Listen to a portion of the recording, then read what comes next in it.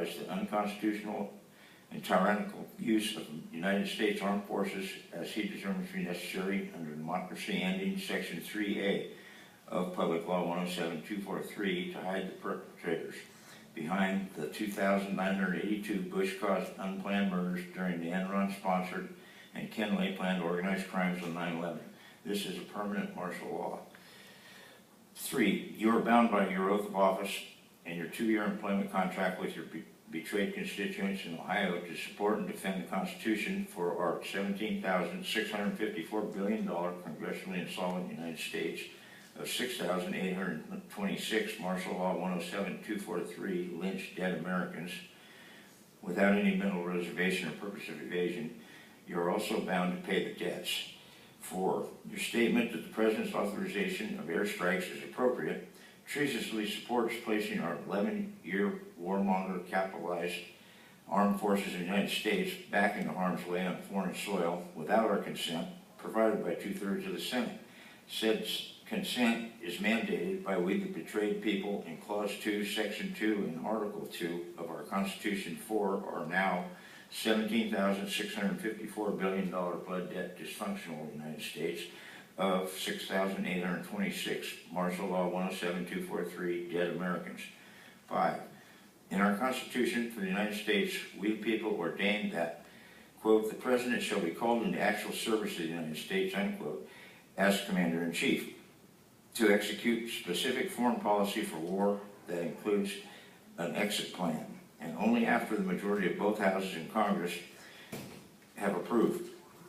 You treasonously authorized the former constitutionalist president to order armed forces into harm's way under martial law 107-243 without having him called into actual service of the United States as Commander-in-Chief to execute specific foreign policy, to declare war, first debated on and voted for by design by the majority in both houses of Congress and not by a single individual like the President.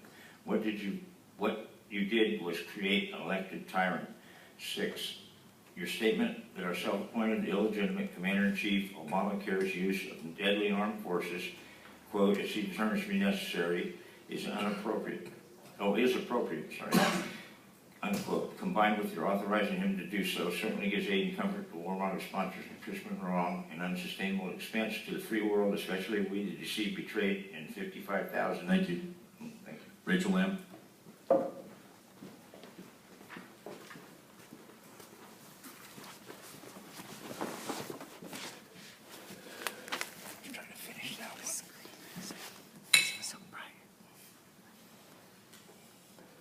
I'm going to start where Rich left off. Number 7, warmongers secretly hope that one of our airplanes gets shot down by extremists who want to rid their homeland of invaders who terrorize and mass murder in the name of democracy under the oath, so help me God.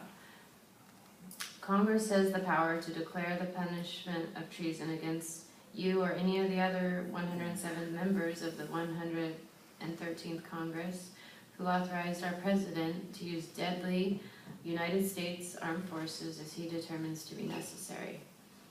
You did so to serve your domestic enemy sponsors under police state installed by Public Law 107-243 at the expense of we the people's safety. Congress has the power to declare the punishment of treason against our illegitimate Commander-in-Chief, public servant, Obama. He uses our 1,200 illegitimate Commander-in-Chief, public servant. Oh, I'm sorry, lost. Okay, he uses our 100,000 billion